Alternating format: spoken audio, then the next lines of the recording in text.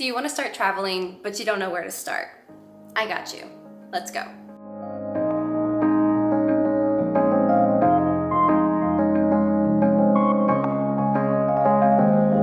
My husband and I have been traveling for probably exactly 3 years now, full time. We're slow travelers, which means that we're staying places for longer periods of time. We're not just going somewhere for a week and then moving on to the next. But let's talk about concrete steps to actually get you to this lifestyle if that's what you want. So concrete step number 1 is money. This is what we get asked the most, is how do we have the money to do this? So let's talk about it. This is the biggest hurdle that people have to overcome to start traveling. There's a few different ways to do this. So one of them is to save up money so that you can travel. This involves maybe making a separate savings account so that, $50 a month goes in here, and then you can decide when you're gonna use it, and you already have that budget set and the money set aside. That's one way. Another way is to stop subscriptions or buying things that you don't need and then save that money. So let's say that you normally spend $15 on Netflix, $10 on Hulu, maybe you have subscriptions to supplements, or it could be anything. Stop those and then save that money for something else. Another way that you can do this, and this is what we do, is we work while we're traveling. So I work remotely from home. I'm a contractor for one company in social media, and then I'm also an employee for another company that doesn't care where or when I work, which gives us a lot of freedom. John is a travel nurse, which means we are traveling primarily for his job, and we're just picking locations that are interesting to us that we can explore while we're there. If you want to be traveling full-time or maybe even part-time and have that flexibility, you do have a few options. I would look for job sites that allow you to work remotely from anywhere, particularly digital nomad sites, or even just look for jobs that you are a contractor, so you get to make your own hours, determine your own wages. These are things like Upwork or Fiverr. You can also become a social media manager for multiple different brands. That's how I started out with my remote job. You can be a translator if you know multiple languages. There are always blogs, companies that are looking to translate their information. And then another one that I know a lot of people do is copywriting. So maybe just look into different options of jobs. I know that sometimes you have to take a step back from what you're currently doing, and that can be scary for people. But you have to decide what's worth it. Are you trying to climb this corporate ladder at your current job? Totally fine if you are. Are you trying to have all the time location freedom that you want? Sometimes you have to decide one or the other. It's awesome, of course, if you can get both. Step number 2 is finding places to stay.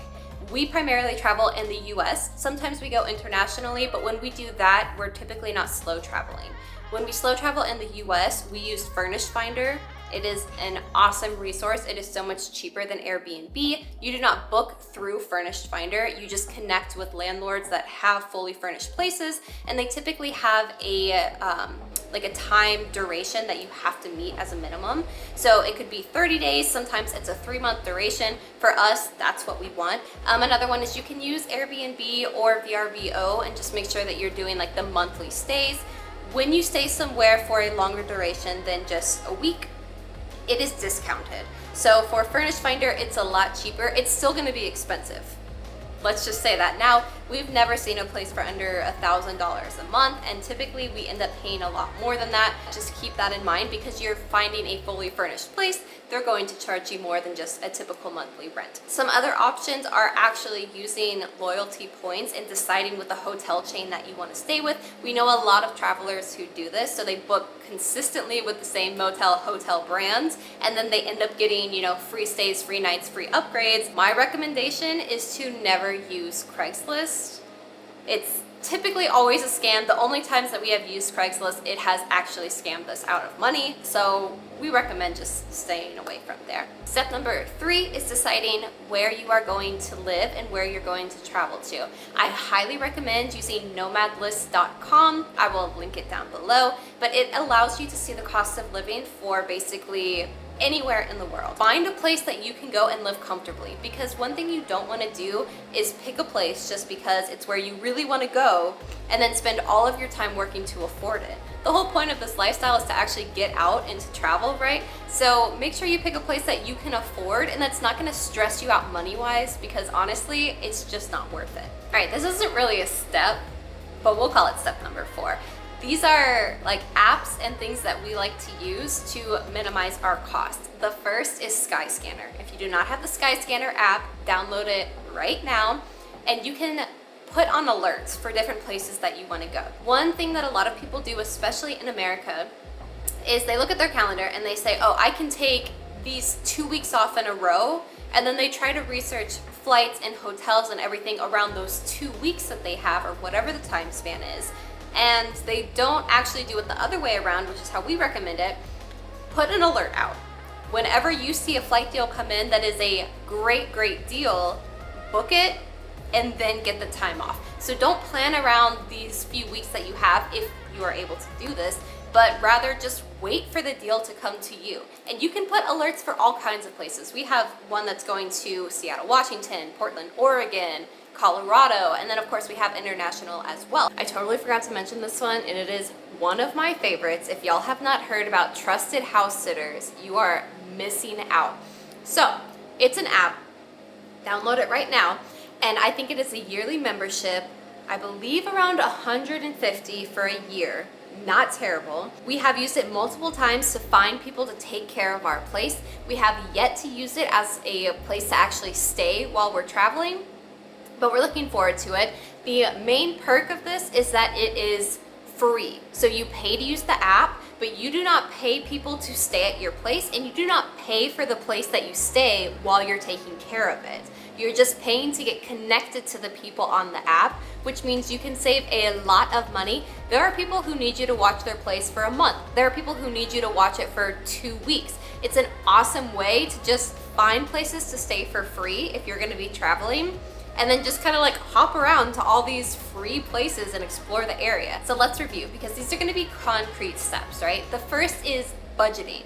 How much are you gonna save every single month? Or are you gonna get a job that is gonna pay you enough to actually do this? And side note, if you travel outside of the US, typically in, let's say like South, Latin America, or in Asia, it's going to be cheaper than the US. So you actually would have to make less money abroad than you would have to make here. This is not always the case. Europe tends to be pretty expensive, so keep that in mind. Right now, open a savings account, if this is how you're gonna do it, and determine how much of your paycheck is going to go into this account. And you can say, I want 20% of my paycheck to go in here, or I can only afford to put $10 in here a month. That's fine, but open an account now. Start accruing that money so that you already have it set aside. Step number 2 is determining where you're going to stay. We covered Furnish Finder. If you want to slow travel in the US, I'm not sure if it's outside the US, but if you're doing it inside America, bookmark that page right now and start looking for deals. We talked about staying with the same brand of hotels or motels to get those bonus points, the upgrades, and the free nights. That's important too. And then the last one was, of course you can use Airbnb and VRBO, but honestly, we found that those are typically more expensive than just staying at a hotel or a motel, and they have giant cleaning fees. I mean, it's getting a little ridiculous, guys, come on. So we really don't recommend that unless there's no other options for you. And then step number 3 was determining where you're going to travel to. And side note, a lot of countries are actually opening up for digital nomad visas, which allow you to stay there longer if you work remotely. But anyway, so use nomadlist.com, make sure you bookmark that, see where you can afford to go on the salary that you're going to have every single month, so you're not gonna be stressed about money and you can actually enjoy traveling. Make sure you set those alerts on Skyscanner. You guys, I am not kidding. Sometimes we will see flights that come in that say $20 per person. I hope you liked this video. I hope it was helpful. If you have any questions, please let me know. I plan to make more, so make sure you like and subscribe so you can get more insight into how to travel